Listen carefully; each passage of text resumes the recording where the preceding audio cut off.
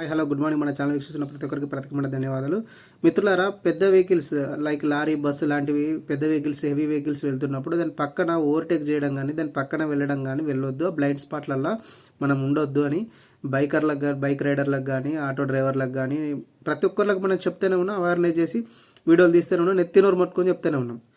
ఎంత మొత్తుకొని చెప్పినా ఎవరు వినట్లేదు. ఇక్కడ జరిగింది జమ్మలమడుగులో ఒక వార్త జరిగింది.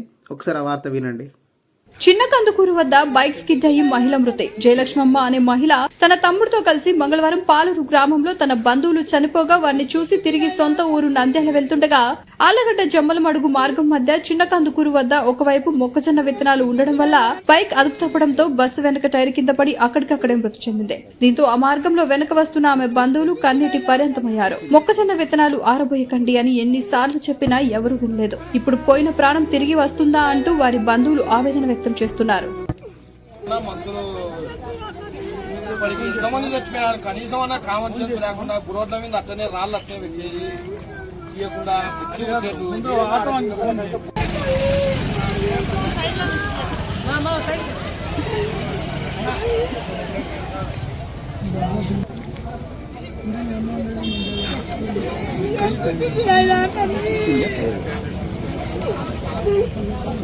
కదా చూడు రే, అక్కడ రైతు మక్కలార వచ్చిండు, మక్కలు ఎండ పోసుకున్నాడు. అక్కడ మక్కలు ఉన్నాయి, బస్సు పోతుంది, అక్కడ రోడ్డు లేదు. అప్పుడు ఏం చేయాలి? బైక్ అయినా దాని వెనక రావాలి. బస్సు వెళ్ళిపోయినాక ఓవర్టేక్ చేసుకుని వెళ్ళిపోవాలి, లేకపోతే బస్సు వెనకనే పోవాలి. అట్లా కాకుండా అక్కడ మక్కలు ఎండ పోసిందని తెలిసి కూడా ఆ మక్కలకి ఓవర్టేక్ చేస్తా అని చెప్పి బండి కొడితే మక్కలు గిర్రయా? కామన్ సెన్స్ అనేది ఉండాలి కదా. మనిషి పుట్టుక ఉడితే కొంచెం మెంటల్ అనేది, మైండ్ అనేది కొంచెం ఉండాలి కదా. అక్కడ మక్కలు ఉన్నాయి. అరే మనం చెప్తూనే ఉన్నాం, బస్సు పక్క పొంటి, లారీ పక్క పొంటి, పెద్ద వెహికల్స్ పక్కన మనం వెళ్ళడం వల్ల టైర్ల కింద రాళ్ళు పడ్డా, ఇసుక రేణులు పడ్డా టైర్ గెర్రి బస్ టైర్ల కింద పడతామని చెప్పినాం. ఇటుక పిల్ల పడ్డా టైర్ గెరుతా అని చెప్పినాం. రాయి పడ్డా టైర్ గెరుతా అని చెప్పినాం. రోడ్ ఎత్తు ఇటు దిగులు ఉంటుంది, ఆ మధ్యలో టైర్ పడ్డా అటు ఇటు బ్యాలెన్స్ అవుతాయి, బస్ టైర్ల కింద పడతామని చెప్పినాం. అట్లా కాకపోయినా ఎయిర్ గుంజుకుంటుంది, బస్ టైర్ల కిందకి ఎయిర్ గుంజుకుంటుంది, దాన్ని పక్క పంట పోవద్దని కూడా చెప్పినాం. ఇన్ని కారణాలు చెప్తున్నాం. బస్సుల పక్కన బండ్లు, బైకులు పోవద్దు, బస్సుల పక్కన బైకులు పోవద్దు. బ్యాలెన్స్ అవుట్ అవుతుంది. 2 గిర్ల మీద నడిచే బండి అది, దానికి బ్యాలెన్సింగ్ తొందరగా అవుట్ అవుతుంది. ఏ చిన్నగా ఇప్పుడు పోంగా ఏదైనా పక్క పంట ఏదైనా బస్సు హెవీగా వెళ్ళిపోతే ఆ గాలికే బండి కింద పడిపోతుంది బైకు. అట్లా కాబట్టి బైక్ నడిపే వాళ్ళు జాగ్రత్తగా ఉండాలి. బస్సు పక్కన ఉండద్దు. బస్సుకి ఎంత దూరం ఉంటే అంత మంచిది, లారీలకు ఎంత దూరం ఉంటే అంత మంచిది అని నెత్తినోరు మొట్టుకొని చెప్తున్నాం.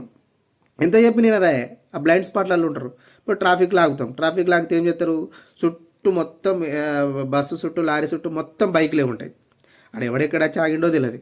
సిగ్నల్ పడ్డ తర్వాత మనం మూవ్ చేస్తా అంటే ఆ ముంగట్నే వాడు సత్తాడు. ఆ టైర్ ఆడనే ఉంటుంది, ఆ మూల మీద బ్లైండ్ స్పాట్ ఉంటుంది, మనకు కనబడది. వాడు చాగింది కూడా తెలియదు. ఆ సైలెంట్గా చాగుతాడు. మళ్ళీ కనీసం పోయేటప్పుడు నారాయణ కొట్టాడు, అన్న ఆగే జరాగే నేను ఇక్కడ ఉన్నాను ఓ ఇంటిమేషన్ ఇయ్యాడు, ఏది ఇయ్యాడు. కథం ఆ సిగ్నల్ పడ్డ తర్వాత మీదున్న డ్రైవర్కి ఏం తెలుసు? బండి మూవ్ చేస్తాడు. ఆడిట్లా క్రాస్ అవుతాడు, ఈ బస్ ఇట్లా మూవ్ అవుతుంది, లారీ ఇట్లా మూవ్ అవుతుంది. ఎవరికి కింద టైర్ కింద పడతాడు. ఎంత చెప్పినా ఇనరెందుకు? ప్రాణాలకు ప్రాణాలు పోతున్నా కొంచెం డ్రైవింగ్ రూల్స్ పాటిస్తే ఏమవుతుంది? ఒక 5 నిమిషాలు లేటు పోతే ఏమవుతుంది? 5 నిమిషాల కోసం చూసుకుంటే ప్రాణాలే వాయ కదా. ఇప్పుడు తిరిగొస్తాయా ప్రాణాలు? సో థ్యాంక్ యూ మిత్రులారా, ధన్యవాదాలు.